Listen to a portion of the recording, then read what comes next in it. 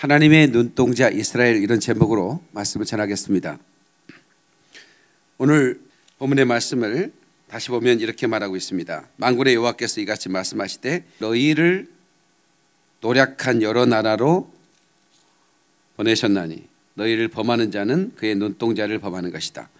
지금 이스라엘을 일컬어 나의 눈동자라 이렇게 말씀하고 있습니다.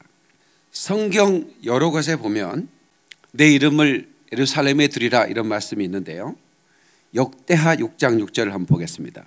다 같이 시작. 예루살렘을 택하여 내 이름을 거기 두고 또 다윗을 택하여 내 백성 이스라엘을 다스리게 하였노라 하신지라. 그러니까 예루살렘을 택하여 내 이름을 거기 두겠다 그랬습니다. 이것을 이제 시온이라고 하는데, 시온은 네이버 지식백과에 이렇게 나옵니다. 다윗이 이곳을 수도로 삼고 예루살렘을 말하는데 예루살렘의 또 다른 이름입니다. 시온. 법궤를 이곳으로 옮겨 정치적 종교적인 중심지로 삼았다. 후에 다윗의 아들인 솔로몬이 야훼 성전과 거대한 궁전을 건설하여 유대 민족의 생활과 신앙의 중심지로 번영하였다. 그 후 시온은 예루살렘뿐만 아니라 전 이스라엘을 상징하는 것이 되었고 시오니즘과 같은 한 주의가 생기게 되었다. 시온의 딸이라는 말은 예루살렘의 시민을 가리키는 말이며 신약 성서에는 시온을 하늘에 계신 하나님의 도성의 상징적인 용어로 사용되었다. 그래서 우리가 새 예루살렘, 저 멀리 배는 나의 시온성, 이렇게 우리가 찬양하지 않습니까? 하나님의 이름을 둔 곳 예루살렘, 그리고 그것을 일컬어 시온이라는데 통칭해서 이스라엘이라고 말하기도 하죠. 근데 그것을 하나님이 눈동자로 여기신다는 것입니다. 그래서 동시에 우리 예수를 믿는 우리 그리스도인들을 하나님께서 눈동자처럼 지키시는 것이죠. 아멘이십니까? 신명기 32장 10절에 하나님께서 이스라엘 백성을 일컬어 자기의 눈동자가 되어 지키셨도다 이렇게 말씀하셨어요. 그리고 하나님의 자녀들을 그렇게 지키시는 겁니다.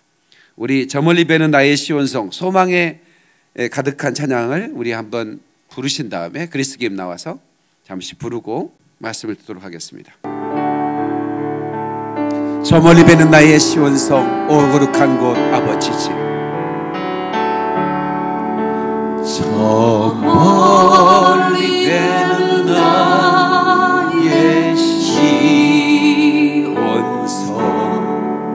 오 거룩한 곳 아버지 집. 내 사모하는 집에 가보자. 내 사모하는 집에 가고자 한밤을 세웠네.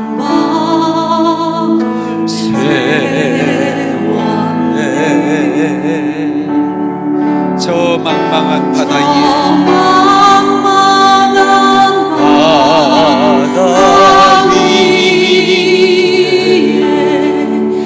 이 몸이 고날지라도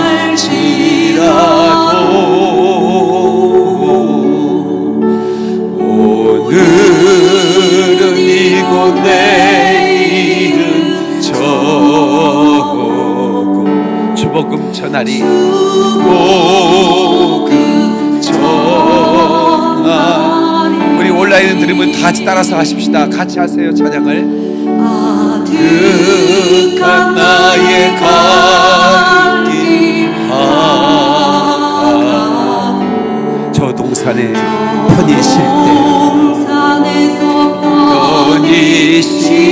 때 내 고생하는 모든 일들을 고생하는 모든 일들 주께서 아시리. 주께서 아시리. 아멘 아멘. 빈들이나 사막에서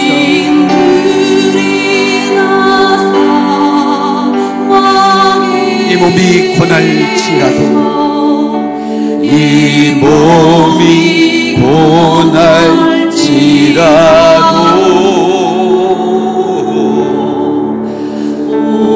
주 예수 날 사랑하사 날 지켜주시네. 하나님께 박수를 그럴 거예요. 할렐루야. 감사합니다. 오 주 예수 날 사랑하사 날 지켜주시리. 시온 곧 예루살렘, 그것은 내 이름을 두었고 내가 눈동자처럼 지키겠다는 것입니다. 그리고 하나님의 자녀가 된 우리들 또한 하나님께서 눈동자처럼 지킨다고 믿는 사람은 아멘 하십시다. 신명기 32장 자기 눈동자같이 지키셨도다 10절에 그렇게 말씀하고 있는데, 그 전에 말씀이 이렇게 말해요. 여호와께서 그를 항무지에서 짐승이 부르짖는 광야에서 만나시고 호위하시고 보호하시며 자기의 눈동자같이 지키셨도다. 모세가 이렇게 고백을 하는데 하나님의 사람들은 다 이렇게 지켜주셨습니다. 지금 이 코로나 사태에도 여러분 두려워하지 마십시오. 하나님이 눈동자처럼 지키실 것입니다. 아멘.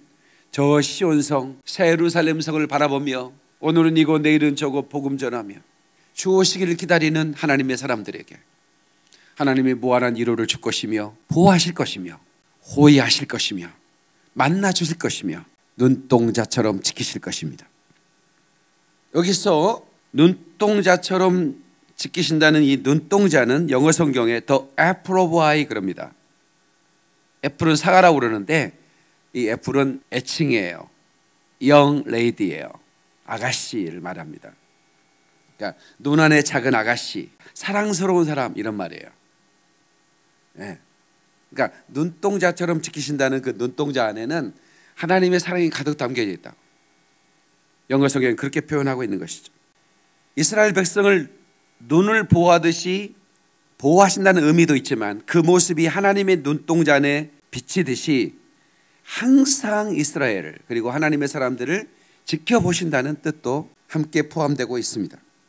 어떤 사람이 한 사람을 사랑하게 되면 언제나 그 시선은 그의 눈동자에는 그 사람을 담고 싶습니다. 그렇죠? 항상 바라보고 싶고 심지어는 보고 있어도 보고 싶은, 눈동자 속에 담아 있는데도 그래도 그리운 그런 존재인 것이죠. 그래서 바로 그녀가 그 사람 눈동자 안에 작은 아가씨인 것처럼 하나님의 거룩한 신부들인 것입니다. 아멘이시죠? 히브리서 12장 2절에 보면 예수를 바라보자 이런 말씀이 나옵니다. 예수를 바라보자. 영어 성경의 NIV에서는 Let us fix our eyes on Jesus 이렇게 말하고 있습니다. 뜻을 말하자면 우리 눈동자에도 예수님의 모습이 비치도록 살자 이런 뜻입니다. 한번 합시다. 우리 눈동자에도 예수님의 모습이 비치도록 살자. 그러니까 항상 우리 시선은 우리의 눈동자에는 예수님이 들어있어야 돼. 아멘이시죠? 하나님의 눈동자에는 언제나 이스라엘이 있다 이거예요. 하나님의 눈동자에는 언제나 저와 여러분이 있는 거예요. 그리스도의 신부들이. 아멘입니까? 그런 것처럼 우리의 시선에도 항상 예수님의 모습을 담아야 된다 이런 말이에요. 중요한 얘기를 하고 있는 겁니다.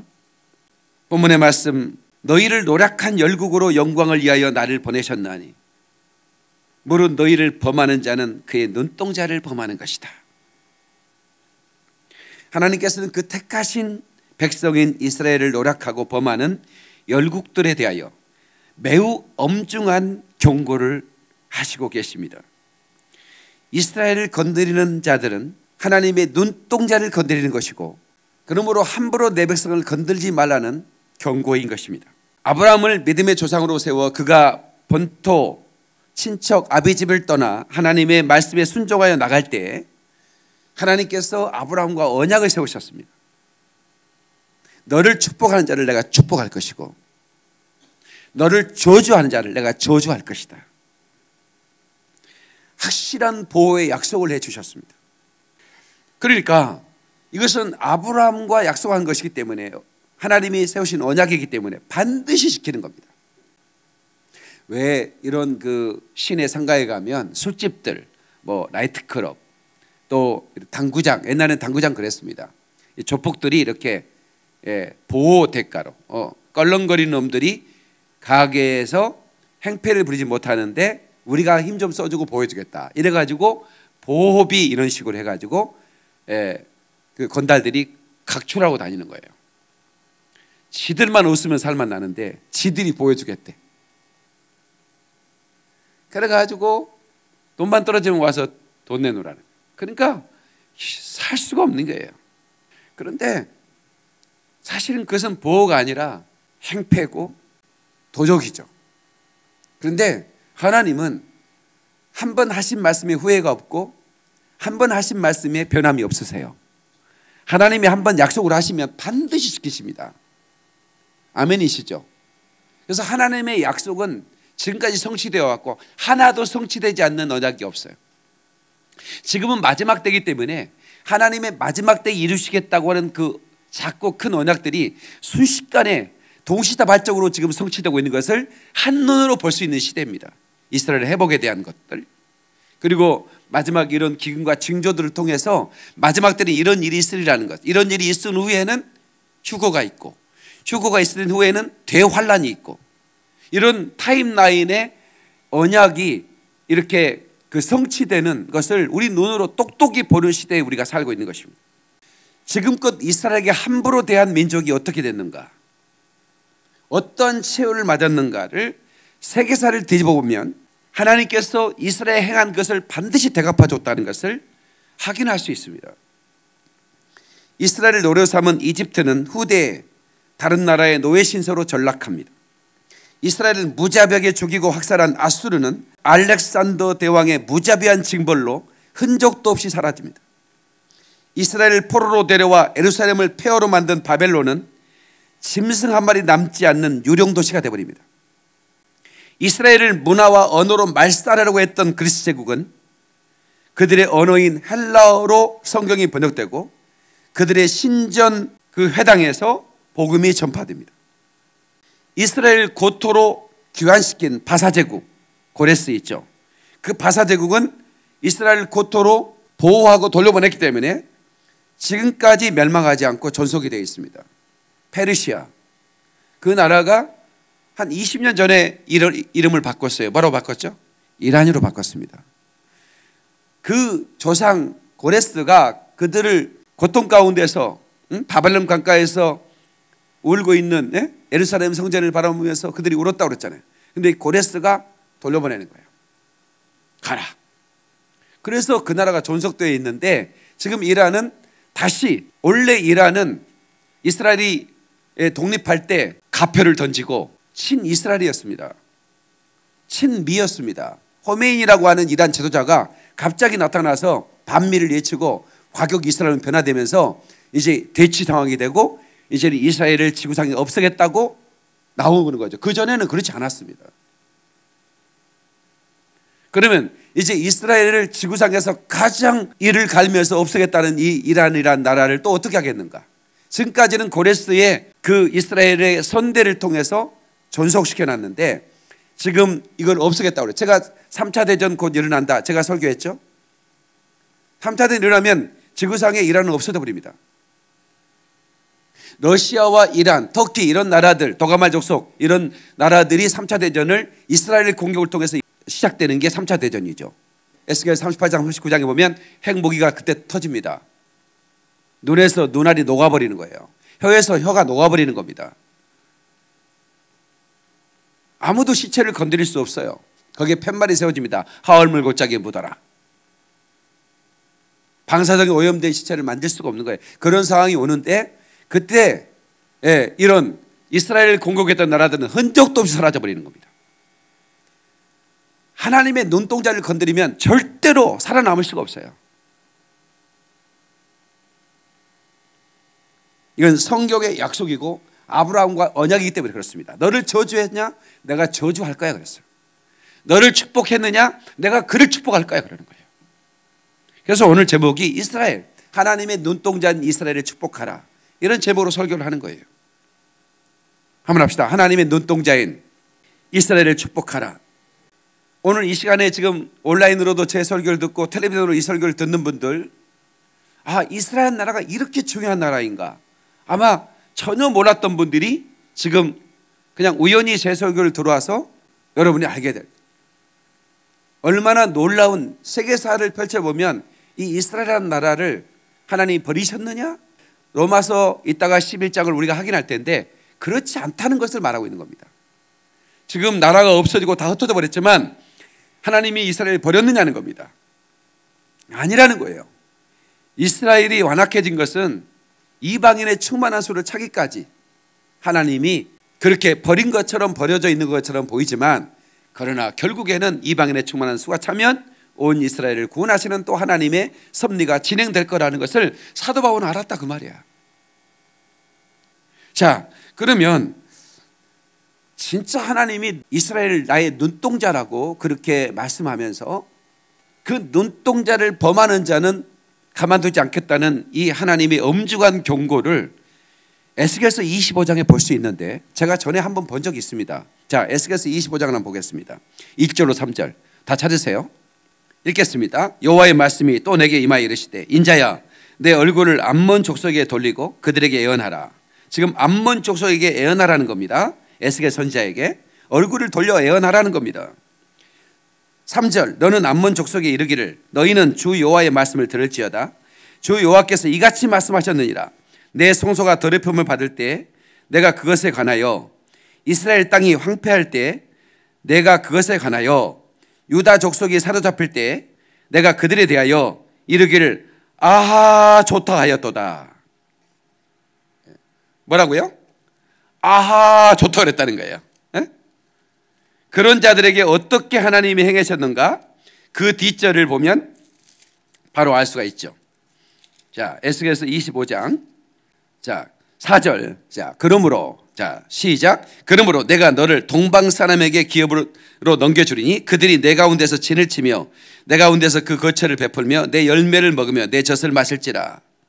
내가 납타를 낙타의 우리로 만들며 암몬 족속의 땅을 양떼가 눕는 곳으로 삼은즉 내가 주 여호와인 줄을 너희가 알리라.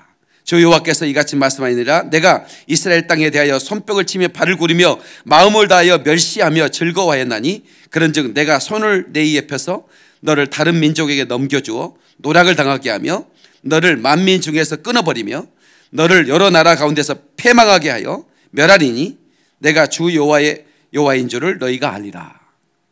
보십시오.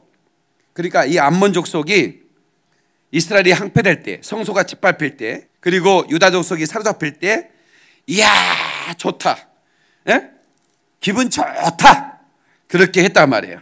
그리고 그들이 손뼉을 치며 발을 구르며 마음을 다하여 멸시하며 즐거워했다는 겁니다. 그리고 내가 그렇게 했은즉 손을 펴서 너희 민족을 다른 민족에 넘겨주고 만민족에서 끊어버리겠다는 거예요. 패망하고 멸하겠다는 겁니다. 그러니까 이 사람들이 이스라엘 사람들한테 해한 것도 없어요. 그냥 아무것도 한 게 없어. 그냥 눈동자, 이스라엘의 눈동자인 이스라엘을 일컬어 패망하는 거 보고 즐거워만 했는데 또 하나님이 그 나라를 끊어 없애버리는 거예요. 그러니까 얼마나 하나님은 이스라엘을 아끼고 사랑하는 거 아시겠죠? 계속해서 8절 주 여호와께서 말씀하시니라. 모압과 세일이 이르기를 유다 족속은 모든 이방과 다름이 없느니라.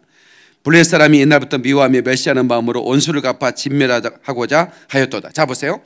이방인과 유다 족속은 아무것도 다른 거 없다 이렇게만 말했어요. 아니 하나님이 선택한 민족이라고? 아이고 웃기고 자빠졌어. 이방인과 뭐가 달라? 라고만 했어도 하나님이 이 나라를 멸해버리는 겁니다.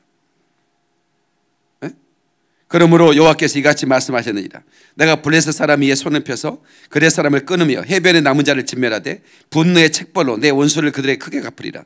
내가 그들에게 원수를 갚은즉 내가 여호와인 줄 그들이 알리라 하시니라. 하나님이 여호와인 것을 나타내는 거예요. 그러니까 얼마나 하나님은 이 이스라엘을 아끼고 눈동자처럼 아끼고 아브라함과 언약을 지키시는 줄 아시겠죠. 그 다음에 26장에도 똑같이 또 이렇게 나와 있습니다. 1절에 6절. 자, 두로가 나옵니다. 2절 보세요. 두로가 예루살렘에 관하여 이르기를 아하 만민이 문이 깨져서 내게로 돌아왔도다. 그가 황폐하였으니 내가 충만함을 얻으리로 하였도다. 그러니까 예루살렘이 황폐해지니까 내가 충만하다, 기쁘다 이 말이에요. 그러므로 주 여호와께서 이같이 말씀하시되 두로야 내가 너를 대적하여 바다가 그 파도를 굽이치게 함같이 여러 민족들이 와서 너를 치게 하리니 그 두로의 성벽을 무너뜨리며 그 망대를 헐 것이요 나도 티끌을 그 위에서 쓸어버려 맨 바위가 되게 하며 바다 가운데 그물 치는 곳이 되게 하리니 내가 말했습니다. 주 여호와의 말씀이라. 그가 이방의 노략거리가 될 것이요 들에 있는 그의 딸들은 칼에 죽으리니 그들이 나를 여호와인 줄 아리라. 계속해서 이런 말씀을 하는 것은 뭐냐면 하나님은 하나님의 그 백성과 맺은 언약은 반드시 지킨다는 겁니다. 얼마나 놀라운 그 말씀입니까? 그래서 오늘날도 마찬가지입니다. 미국은 이스라엘 편이죠. 특별히 트럼프는 대통령 되자마자 이스라엘에 가서 예루살렘에 가 통곡예배에 가서 기도하고 그리고 이 예루살렘을 수도로 만들겠다 그랬어요. 누구도 어느 미국 대통령도 아랍연합의 눈치를 보면서 그걸 시도를 못했습니다. 그런데 이렇게 왜 미국은 이렇게 이스라엘을 보호하고 또 이스라엘 편을 드느냐? 하나님이 미국 최고 강국인 미국을 통해서 이스라엘을 보호하고 있는 겁니다. 그리고 예루살렘을 이스라엘 수도로 하겠다 할 때 딱 7나라만 트럼프 미국에 찬성을 했습니다. 그의 모든 나라는 반대를 했습니다. 우리나라도 반대표를 드렸습니다. 기권인지 반대인지 그랬어요. 그러니까 용기 있게 예루살렘을 그 이스라엘 수도라고 말할 수 있는 나라는 미국의 7개 나라. 그것도 아프리카어는 뭐 조그만한 미국에 원조받는 나라.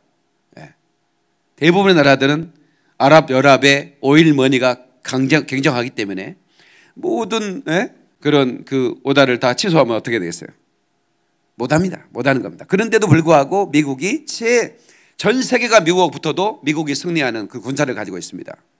그러니까 이스라엘을 딱 보호하고 있으니까 아무도 못 건드리는 거죠. 하나님이 그렇게 만드셨어요. 그리고 이 나라 또한 하나님이 마지막 때 복음의 주자로 하나님께서 준비시켰기 때문에 이 미국이란 나라가 우리나라를 계속해서 지켜주고 있는 겁니다. 이유도 없어요. 그 많은 미국의 군인들이 얼마나 많이 와서 죽은지 몰라요. 제가 물어보면 잘 모르더라고요. 미국 군이 몇 명이나 죽었을까요? 그러면 글쎄요, 한 20명 죽었을까요? 이렇게 생각하는 거야. 현수가 몇 명 죽었어? 5만 명? 5만 명 가까이 죽었습니다. 부상자까지 포함하면 더 많습니다. 여러분 한번 생각해 보세요. 생떼 같은 자식들이 이름도 모르는 조그마한 나라에 가서 자유민주주의를 지키는 것 때문에 이것은 하나님의 이름, 하나님의 성경적인 안목으로 외에는 해석이 안 되는 겁니다. 지키는 거예요. 전쟁이 끝나고도 물자를 보내죠. 그리고 우리나라는 세금 혜택을 주면서 계속 나라를 키우는 거예요. 미국이 키운 겁니다. 이쪽 아시아는 전부 다 공산주의를 택했죠. 베트남, 필리핀만 제외하고는 캄보디아, 라오스 전부 다 공산당이 됐어요. 공산주의를 선택했어요. 그런데 필리핀은 부패가 심해가지고 자유민주주의를 제대로 갈 수가 없어요. 그래서 미국이 시범 케이스로 아예 대한민국을 키운 거예요. 아예. 청교도 신앙적인 성경적 자유민주주의를 샘플로 만들겠다 해가지고 아예 얼마나 혜택을 줘가면서 키운지 몰라요. 그리고 만약에 미군들이 빠져나가면 여기를 뭘 믿고 여기 외국인들이 투자를 하겠습니까? 그러니까 미군까지 보내가지고 완전하게 보호하면서 가는 거예요. 눈동자처럼 보호하시는 것은 이스라엘만이 아닙니다. 또 다른 에벨의 후손인 욕단 족손인 이 민족을 하나님이 눈동자처럼 보호하고 있다고 저는 믿습니다. 박수로 하나님께 영광. 그러리 할렐루야. 에베소서 2장 12절로 13절. 그때 너희는 그리스도밖에 없었고 이스라엘 나라 밖의 사람이라. 약속의 언약들에 대하여 외인이요 세상에서 소망이 없고 하나님도 없는 자이더니 이제는 전에 멀리 있던 너희가 그리스도 예수 안에서 그리스도의 피로 가까워졌느니라. 아멘. 사도 바울은 이 비밀, 그러니까 이 비밀을 너희가 모르기를 원치 않는다 이렇게 말하면서 이렇게 소개하고 있어요. 너희는 그리스도 밖에 있었고 이스라엘 나라 밖의 사람이라. 이방인을 얘기하죠. 약속의 언약들에 대하여 외인이다는 거예요. 약속의 언약, 아브라함과 한 약속과는 상관없는 이방인이다 이 말이에요. 세상에는 소망이 없고 하나님도 없는 자이더니 이제는 전에 멀리 있던 너희가 그리스도 예수 안에서 그리스도의 피로 가까워졌다, 이렇게 말씀하고 있는 겁니다. 자, 그러면 로마서 11장으로 가죠. 로마서 11장은 굉장히 중요한 마지막 때의 비밀을 말하고 있습니다. 25절 27절. 자, 형제들아 너희가 스스로 지혜 있다면서 이 신비를 너희가 모르기를 내가 원하지 아니하노니 이 신비는 이방인의 충만한 수가 들어오기까지 이스라엘의 더러는 우둔하게 된 것이라. 그리하여 온 이스라엘이 구원을 받으리라. 자, 보세요. 너희가 지혜 있다 하면서 이 신비를 모르면 안 된다는 거예요. 그 신비는 뭐냐? 이방인의 충만한 수가 들어오기까지 이스라엘은 우둔하게 된 거다, 완악하게 된 거다.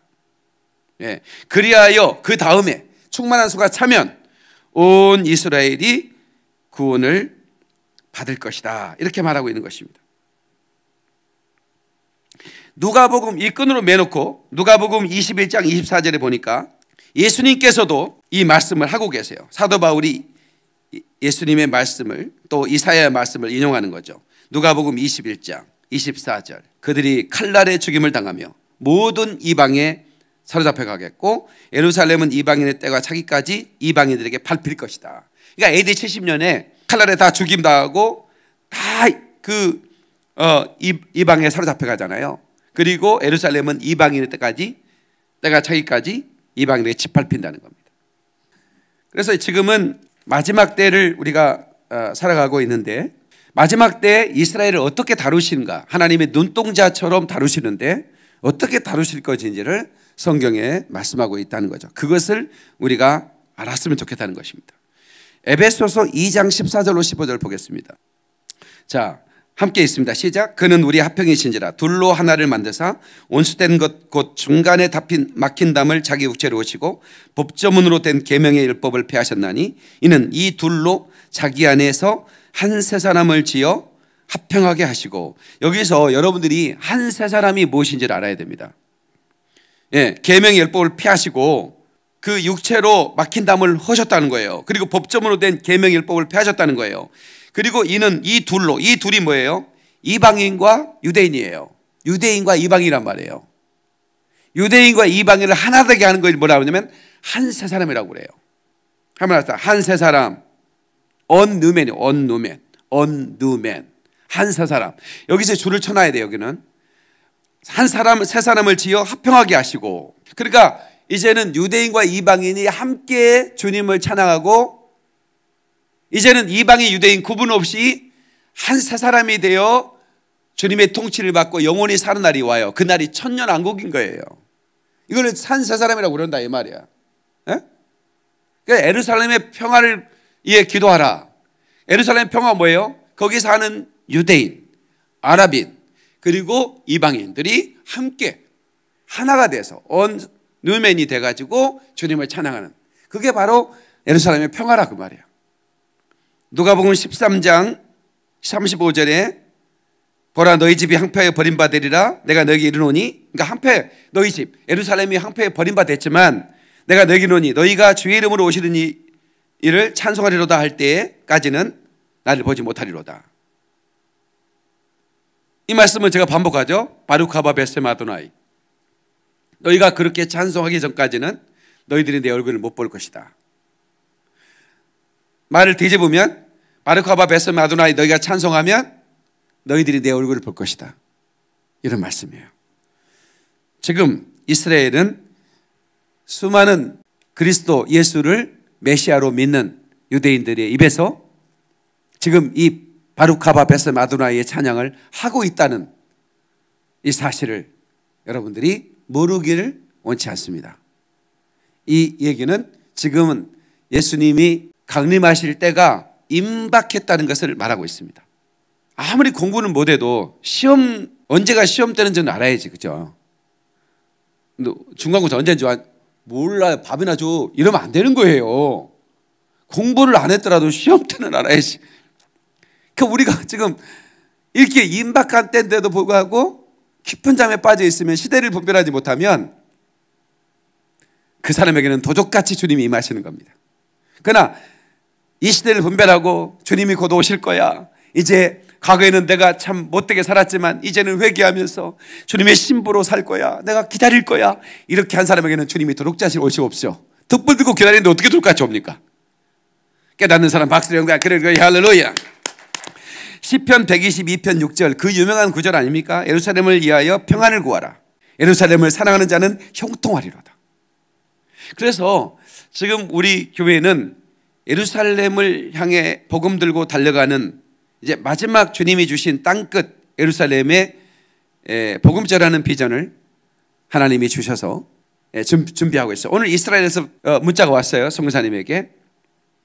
지금 이스라엘은 마트 뭐 이런 것만 빼놓고 전부 다 움직이지 못하도록 코로나 바이러스 때문에 완전히 비상이 됐습니다. 전 세계가 그렇지만 이스라엘이 지금 그렇게 돼 있고 10명 이상 어느 자리도 모이지 못하게 만들어 놓고 지금 거의 전시 상태처럼 이 코로나를 대응하고 있답니다. 마귀는 이렇게 전 세계를 바이러스 공포로 몰아가고 있지만 그러나 이 복음은 증거될 겁니다. 우리는 지금 이 시간에 이제 그것을 준비하고 있는 거야. 예. 마치 몸을 풀는 선수처럼 하나님께서 이제 시작이다 하면 이제는 거침없이 달려가서 복음을 전해야 할 그런 하나님의 사람들을 지금 준비하고 있다고 저는 봅니다. 그래서 제 메시지는 바로 이스라엘을 축복하는 이스라엘을 축복하는 사람들을 계속해서 찾아내야 되는 겁니다. 과거에는 내가 왜 이스라엘 저 사람들은 저렇게 군인들이 팔레스타인에게 뭘 미사일을 터뜨리고 그래가지고 저렇게 하지. 왜냐하면 언론이 이스라엘 군인들이 다치거나 이스라엘에게 날아오는 그런 것들은 전혀 보도하지 않아요. 그리고 이스라엘 군인들이 그 보복으로 공격한 그것 때문에 다친 아이들을 막 보여주면서 이스라엘의 사악한 이스라엘이라면서 계속 반유대주의, 반이스라엘 것을 전 세계 모든 언론들이 그렇게 지금 만들어가고 있습니다. 그래서 우리나라도 반유대주의가 55%가 넘어갔어요. 이스라엘이 싫다는 거야. 저 새끼들 다 죽었으면 좋겠다는 거야. 지금 이게 무슨 의미인 줄 아시겠습니까? 하나님의 눈동자를 범하는 그냥 저주하는 말이 이 나라에서 나오기 시작하면 이 나라는 희망이 없다는 걸 제가 말씀드리는 거예요. 그래서 제 설교는 그렇게 말했던 사람 입으로 잘못했구나. 하나님의 눈동자를 범해서는 큰일 나겠구나. 하나님의 눈동자인 예루살렘 곧 이스라엘을 내가 축복해야 되겠구나는 그런 알림을 저를 통해서 하나님이 하시기를 원하신다 이렇게 생각합니다. 그래서 이 메시지를 전하는 것이고요. 제가 지난 정권들에 대해 얘기를 안 합니다. 사실은 뭐 하고 싶은데 말씀도 준비했는데 뭐 일일이 언급하고 싶지는 않습니다. 박정희 대통령 군사혁명 정부를 가장 먼저 지지했던 나라가 이스라엘이었습니다. 유엔에서 가장 먼저 지지를 해줬어요. 그런데 박정희 정부는 이 중동, 이 오일머니, 그러니까 국제 정세가 다 그렇습니다. 두 중에 하나예요. 아랍연합은 이스라엘 선택할 거냐, 나를 선택할 거냐. 이 둘 중에 하나를 요구하면서 경제든 애교든 그렇게 들어갑니다. 그러니까 대만은 자유민주를 선택했죠. 그 모태통에 밀렸던 장제석이 대만을 세웠지 않습니까? 그 자유민주를 선택했습니다. 근데 우리나라는 대만하고 수교가 돼 있었어요. 근데 중국이 워낙 크니까 어떻게 했습니까? 대만하고 수교를 단절했습니다. 그때 대만은 피눈물을 흘렸습니다. 아시아의 유일한 자유민주 국가인 대한민국이 같이 얼마나 잘 지냈는지 몰라요. 그런데 중국이 끊어. 나하고 수교하려면 끊어. 그러니까 우리나라는 중국 수교가 더 유익하다고 생각해 끊어버린 거예요. 박정희 대통령도 그 많은 아이젠버그의 그 처간 보증가에 서가면서 유대인들이 도왔는데도 불구하고 이스라엘 대사관을 철수시키고 그 다음에 어떤 일이 벌어졌는지 제가 말하고 싶은데 말하지 않습니다. 그리고 아랍연합의 그 이슬람 사원을 땅을 공짜로 주고 지어주고 다음에 그들이 왔을 때 바로 그 뒤에 어떤 일이 벌어졌는지 말하고 싶은데 말하지 않습니다. 말해줄까 그냥? 여러분은 예상할 수 있잖아요. 바로 하나님의 징계가 들어가는 겁니다. 하나님의 눈동자를 보면 하나님은 가만두지 않습니다. 그 뒤에 정부들도 계속해서 제가 몇 차례 경고했어요. 보수든 진보든 이스라엘을 범하면 가만두지 않습니다. 하나님은. 이스라엘의 눈동자, 하나님의 눈동자를 건드려서 그냥 바로 바로 하나님이 잘라버리는 그런 것들을 우리가 그냥 영적인 사람은 그냥 다 눈에 보이는 거예요. 저는 그것을 보기 때문에 저는 과거의 정부들 경고를 계속했어요. 저 같은 목사의 경고를 받겠습니까마는 그래도 저는 계속하는 겁니다. 이번 정부도 마찬가지입니다. 북한은 핵무기를 개발하는데 이란은 북한에서 그 핵 기술을 가져가는 거죠.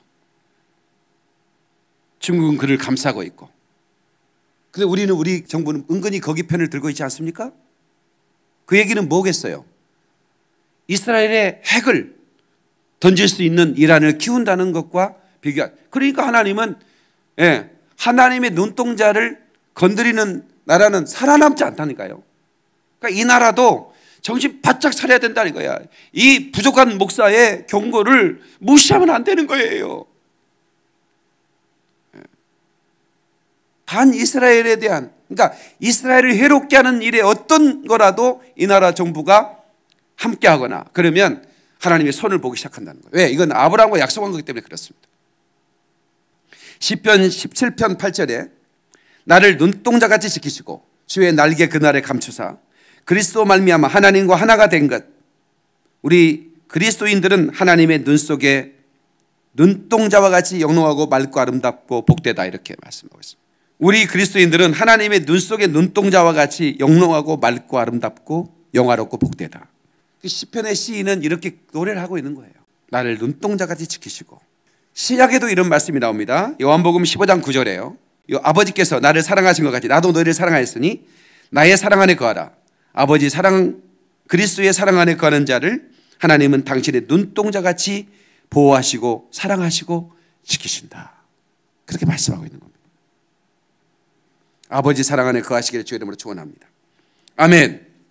이스라엘, 이 이스라엘이라는 나라를 이방인의 충만한 수가 차면 하나님은 복음의 마지막 주자인 동쪽 끝 한 나라 아리랑 민족을 통해서 아리랑 고개를 건너왔던 것처럼 다시 아리랑 고개를 건너가 날아가서 그 시온 예루살렘 그들에게 복음을 전해주는 사명을 다하게 하고 그 복음을 받은 사람들은 시기나게 한다 이거예요.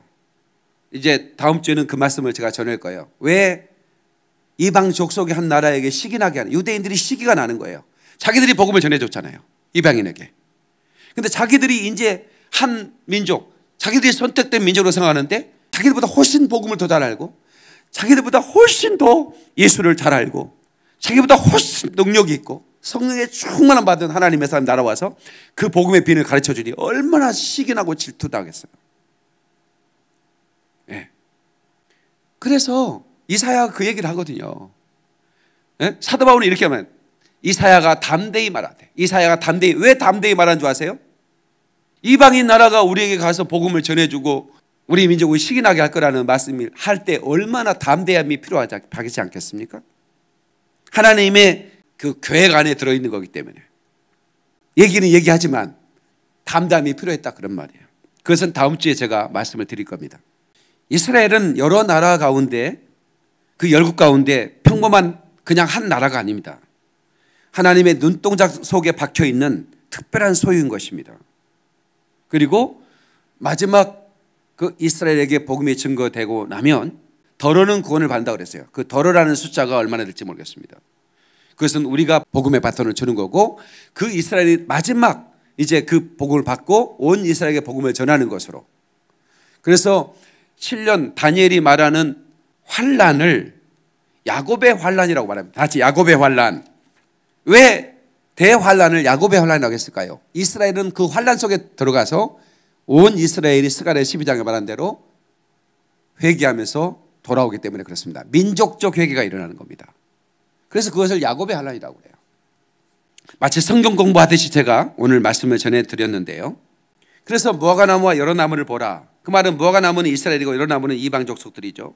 여러 나라를 말하는 겁니다. 그것들을 보면서 마지막 때를 보라는 거죠. 지금 어떤 일이 일어나고 있는지.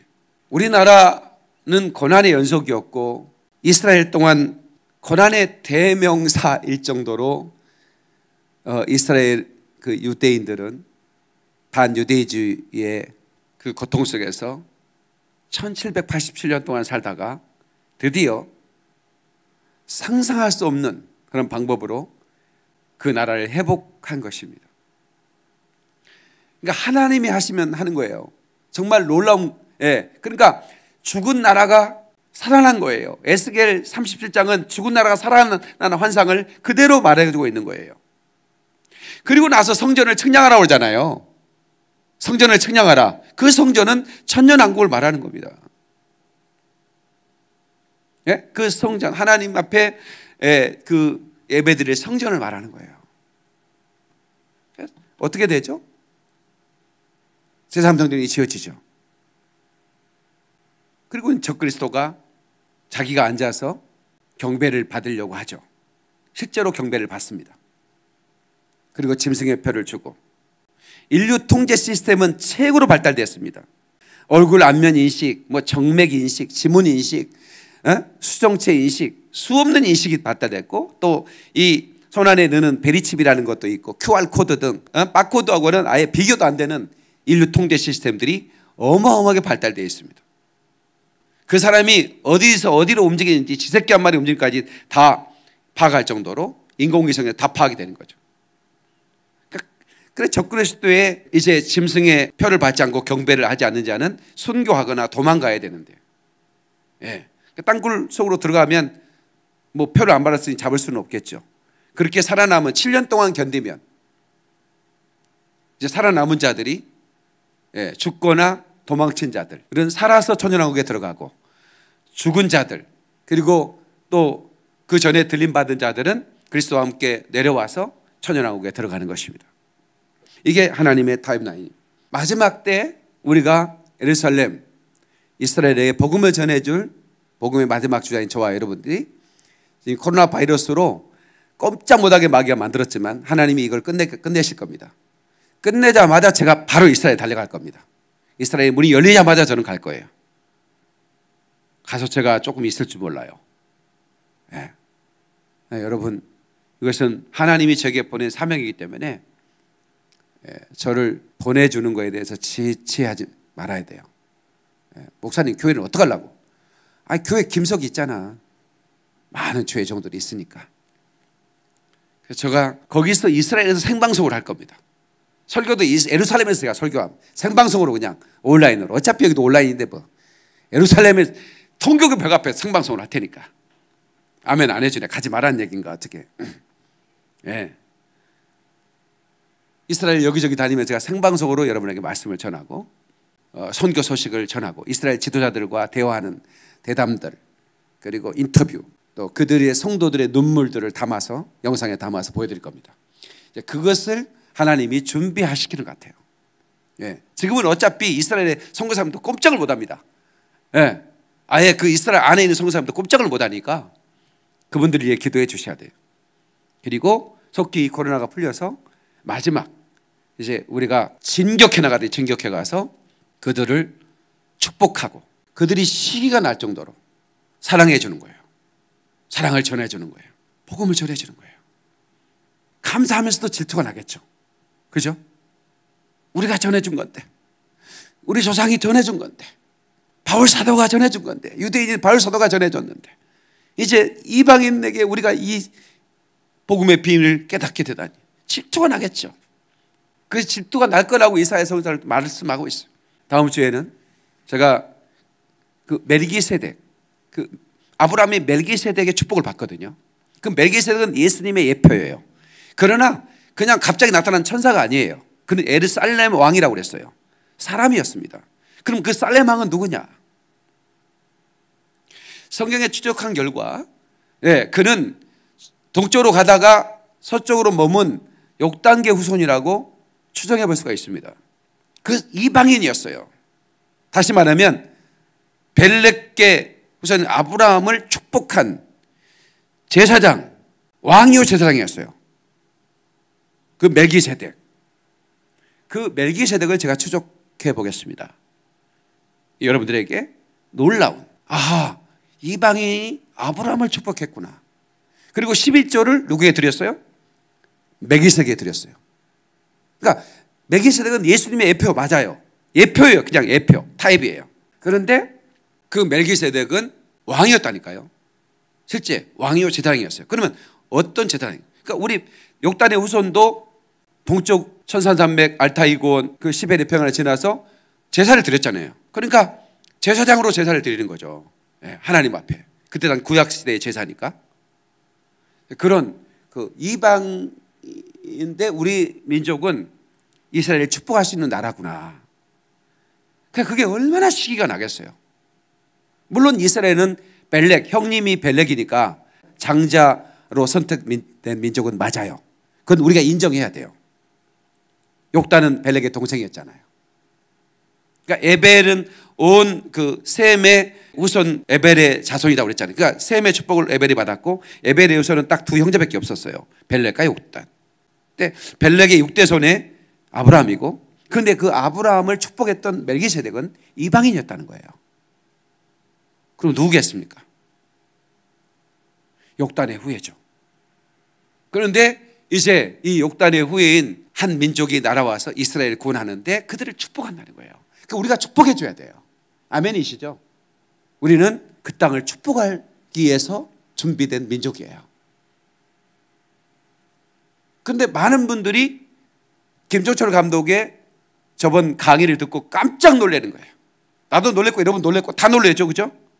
어떻게 이스라엘은 부자 나라인 줄 알았고 저 미국의 그 부자 유대인들이 이스라엘이 전부 다 먹고 살게 하고 전부 다 거부가 되게 도와주는 줄 알았더니 먹을 것도 없다고? 지하실에서 숨죽이고 커튼을 이쪽으로 치고 예배드린다고? 목소리를 꺼낼 수 없어서 립싱크로 예배한다고? 세상에 이스라엘에 그런 일이 있어? 라고 말하는 사람들이 대부분이다 이 말이에요. 그분들에게 우리가 예배 처소를 마련해주고 그리고 그분들을 위해 우리가 사랑을 전해주면서 이 복음을 전해줘야 돼요. 이번에 그 유대인 목사님들이 새벽 예배를 드리는 곳에 갔다 오랬잖아요. 유대인 목사님들이 다 성령 충만한 분들이에요. 찬양하는데 너무 임재가 가득해요. 그런데 어떤 분들은 밤새 일하고 와서 새벽 예배를 드리고 다 직장을 가져요. 돈이 없으니까. 그런데 좋은 직장 갈 수가 없어요. 예수 믿는 사람들은. 그런데 그 목사님들이 그 예배를 하는데 그 우리나라 선교사님이 그러는 거예요. 이 유대인 목사님들이 11조를 자기한테 준대요. 자기 11조를 우리 선교사님한테 11조를 드린대. 이 얘기는 뭐냐면 지도자로 여기는 거예요. 복음을 전해주는 지도자로 여기는 거예요. 당신은 우리의 선생입니다. 랍비로 여기는 거예요. 그러니까 영적인 복음을 전해주는 선생님으로 11조를 전해주는 거예요. 마치 아브라함이 멜기세덱의 11조를 듣듯이 그 유대인 지도자 얼마나 컸대. 유대인들은요 예수 믿는 유대인들도 이방인들한테 들으려고 잘 안 해요. 얼마나 자기가 유대인한 프라우드가 있지 않겠습니까? 그렇지 않겠어요? 서울 사는 사람들은요 곧 죽어도 서울이에요. 난 서울에 태어났어요. 나 같은 촌 사람이 얘기하면요 잘 안 들으려고 그래요. 한평이라며 이러면서 막 무시를 확 해요. 우리 집사람도 부산인데 자꾸 나를 무시하더라고. 2평이야 1평이야 이러면서. 자기가 부산이라고. 대도시에 살면요 그런 게 있다니까요. 촌사람을 살짝 무시해요. 나라가 크면 지가 큰 줄 알아요. 미국 사람들요 여러분들이 뭐 껌둥이 하면서 뭐 그러죠. 가보세요. 흑인들이 우리를 무시해요. 흑인들이 얼마나 우리 동양인들 무시한 줄 아세요? 소수민족을 얼마나 차별하는 줄 아세요? 가장 나 차별당해요. 흑인들한테 차별당해요. 그러면 차별이 뭔지를 그냥 확실하게 느끼죠 이제. 학교 가면 괜히 지어박는 거야 흑인들이. 이 새끼 마늘 냄새 나네. 그리고 김치 냄새 난다고. 그러니까 누구야 아니 갔는데 계속 지어박으니까 살 수가 없는 거예요. 근데 우리 애들은 태권도 학원 다 다녀봤잖아요. 태권도 학원 1년 안 다니는 애 어디 있어요 대한민국 애들 중에. 성질이 이빨이 나가지고 그때부터는 공부도 않고 맨날 싸움들만 했대. 이거 자기보다 덩치가 막 한 배 반 큰 애도 막 지고 막면 그냥 가서 대들고 막 엿바짝이 해가면서 태권도 학원에 배운 거 다 실력발휘. 그러면 막 단체로 몰려가 때리는 거야. 그래도 우리나라 사람들이 얼마나 강한 줄 아세요? 죽여라 그러면서 대드는 거예요. 그러니까 나중에는 화해가 와, 화해가. 여러분 쓸만하네? 그러면서 불러내. 야, 우리하고 친구하자. 나 너 같은 놈 처음 봤다. 세다. 예? 그래서 마약을 주는 거야. 그러면 센 것, 내가 이제 세다고 내가 인정받았는데 마약 안 맞겠다고 하면 안 되잖아요. 그럼 마약을 피우는 거지. 마리아나를 피우는 거야. 그때부터 이제 걔하고 친구야. 보스가 되는 거예요. 그렇게 방황하면서 그렇게 하는 애들이 많아요. 너무나 막 그런 소수민족의 차별이 심하니까 살아남으려고. 우리 민족은 이스라엘에게 시기하기까지 복음을 전해줘야 할 그런 민족입니다. 그러므로 우리 민족의 정체성에 대해서 제가 계속해서 3주간 동안 하고 있죠. 다음 주까지는 이 정체성을 밝히는 설교를 계속 하고 있는 겁니다. 이것은 여러분들한테 다시 말하면 정체성을 발견하는 순간 사명이 깨달아지는 거죠. 아, 내가 뭐라도 했구나. 내가 뭐라도 했구나. 오늘도 경북에서 아마 이 설교 듣고 있을 겁니다. 경북 차 몰고 오겠다는 거야. 일주일 전에 우연히 제 설교를 들었는데 일주일 동안 잠을 안 잤대. 그래서 왜 잠을 안 잤어요? 그랬더니 목사님의 설교를 6일 동안 잠을 안 자고 어젯밤에도 잠을 안 자고 들었대. 계속 그냥 안 들을 수가 없다는 거예요. 에? 이러다가 목사님 제가 어떻게 되는지 모르겠어요. 잠을 안 자. 잠을 주무시면서 좀 들으세요. 잠을 잘 수가 없어요. 휴거 1편부터 끝판까지 다 보는데 세상에 어떻게 이런 말씀을 정확하게 이렇게 전해주냐 이거예요. 너무 놀라가지고 다음 주에 차 몰고 오겠다는 거예요. 그래서 오지 마라 그랬어요. 코로나 끝나면 오십시오. 내가 오셔도 상담해 줄 수가 없습니다. 아니, 상담이 아니라 목사님을 뽑고 축복 기도를 받고 싶다 이거예요. 얼마나 놀라운 일이 지금 온라인 설교를 통해서 이루어지고 있는지 여러분 잘 몰라요. 예. 오리가 편안하게 이렇게 물 위에 떠 있으니까 물 안에서 어떤 일이 일어나요? 물 안에서는 막 이러거든요. 우리는 편안하게 떠 있는데 물 밖에서 막 이러거든요. 예, 지금 그런 일이 벌어지고 있습니다. 그러면서 이분이 그러는 거예요. 목사님이 적금을 깰 거예요. 그러는 거예요. 예, 보험을 깰 거예요. 이스라엘에 보낼 거예요. 이러는 거예요. 그러니까 제가 놀란다고 그랬잖아요. 아프리카에 대한 설교를 제가 할 때 얼마나 많은 분들이 아프리카에 헌금을 해주셨습니까? 그런데 이렇게 급하게 해주지는 않았습니다. 뭐 적금을 깰 거예요. 막 이런 얘기 한 적도 없어요. 나 그런 거 들어본 적도 없어요. 제가 20년 동안 아프리카 선교하면서 많은 성도들이 후원해 주셨어요. 그런데 이렇게까지는 안 했어요. 무슨 결혼 반지를 보내고 막 돌 반지를 보내고 뭐 이렇게 한 적이 없다니까. 근데 왜 이럴까? 근데 하나님이 이 민족의 가슴에 이스라엘 사랑하는 마음을 주셨어요. 축복하는 마음을 담아 주셨다니까요. 이 얘기를 들으면 갑자기 견딜 수가 없는 거예요. 그냥 견딜 수가 없는 거예요. 왜 그러냐면 하나님이 그 마음을 집어넣어 주는 거다. 내가 그 마음은 하나님의 마음이다 그랬어요. 네. 그래서 제가 이건 하나님이 단순히 이스라엘에 이거를 보내라고만 하는 게 아니구나. 나한테 직접 가서 그들을 만나고 그들에게 정말 복음을 전하고 이 사역을 펼치라고 하는 하나님의 사인이구나. 그리고 영상을 찍어서 계속 한국교회에 보여주고. 그래서 제가 이제 계속 기도하면서 하나님의 구체적인 사인을 받고 있습니다. 구체적인 사인을 받고 있어요. 너무 놀라워요. 그러니까 우리 여러분에게 액수를 나중에 공개해 드릴게요. 깜짝 놀랄 겁니다. 어떻게 이런 일이 벌어지고 있는가? 하나님은 지금 작업을 하고 계시는 거예요. 마지막 이것을 이루어야만 해요. 이 언약이 성취돼야 주님이 강림하시잖아요. 그래서 오늘 이스라엘을 축복하는 민족, 전 세계 사람이 이스라엘 저주해도 저와 여러분들은 축복해 줘야 됩니다. 왜냐하면 하나님의 눈동자이기 때문에 그렇습니다. 눈동자를 건드리고 하나님의 눈동자인 이스라엘을 저주하면 그 사람은 살아남지 못합니다. 그 나라를 살아남지 못한다니까요. 그러나 이 나라가 잘 될 수 있는 비결은 다른 게 하나도 없습니다. 이 나라 정치 지도자들이 제 설교를 들었으면 좋겠어요. 아무리 아랍의 오일머니가 탐나도 친이스라엘만 하면 미국처럼 강대국이 됩니다. 아랍연합하고 적대를 해도 얼마든지 그 나라는 강해지지. 왜? 하나님이 그 나라를 축복하기 때문에 그렇습니다. 그 나라를 축복해 주세요. 그리고 여러분들이 어려워도 내가 이스라엘 축복하는데 내가 예물을 보내겠다. 이런 마음이 드시는 분들은 주저없이 보내십시오. 이것은 제가 여러분들이 어떻게 하나님이 축복해 주시는가를 여러분이 좀 보여드리고 싶은 마음이 있는 거죠. 우리 교회가 하나님의 지금 보호하심 안에 들어와 있습니다. 아멘이시죠? 제가 이스라엘을 축복하는 순간부터 이스라엘의 정체성을 얘기하고 이스라엘을 우리가 이 나라의 복음을 전하기 위해서 우리는 선택된 민족입니다라고 말하는 순간부터 하나님이 저를 보호하기 시작합니다. 누구도 저를 해할 수가 없습니다. 아멘. 이 일을 위해서 저를 보호했고 우리 교회를 보호했습니다. 화재통에서 저 아프리카의 3,520m 거기에서도 우리를 눈동자처럼 보호해 주셨어요. 앞으로 우리 교회를 보호하실 것입니다. 누구도 우리를 할 수 없을 것입니다. 왜냐? 하나님의 눈동자인 이스라엘을 축복하기 때문에 그렇습니다. 그 땅을 위해 우리는 기도하고 그 땅을 위해 우리가 참으로 힘써 얻은 물질을 보내고 그 땅에 선교사들을 후원하고 그 땅에 현지인 그 예수 믿는 그리스도의 형제자매들에게 사랑을 전하는 일에 우리가 이제 선포했기 때문에 하나님께서 저와 여러분을 보호하실 거라고 저는 믿는 거예요. 아멘이시죠?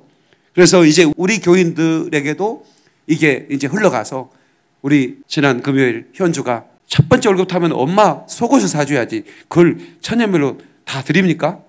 다 드리는데 어떤 제목으로 드리냐? 이스라엘 헌금으로 드린다는 거예요. 그래서 내가 그랬어요. 현주와 왜 이스라엘 헌금으로 드리니? 내가 물어봤어요. 지난주에 목사님 설교를 듣고 온 가족이 울었어요. 그러는 거예요. 목사님의 설교를 듣고 온 가족이 울면서 드렸어요. 그래서 천년배를 이스라엘 회복을 위해 드리고 싶어요. 1원짜리 안 떼고 다 드렸어요. 그러니까 이런 일이 왜 일어날까? 이것은 우리 교우들과 온라인을 코프소 TV를 시청하는 우리 동역자들에게 하나님께서 특별한 하나님의 축복이 흘러가기 위해서 마음을 열어주시는 거예요. 교훈이 너는 했냐 안 했냐? 아직 안 했구나.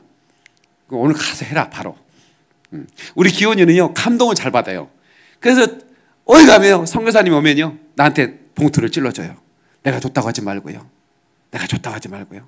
목사님 전해주세요. 여러분 보면 큰 액수예요. 예. 이번에도 아프리카 에이즈 대학생 하나 있는데요.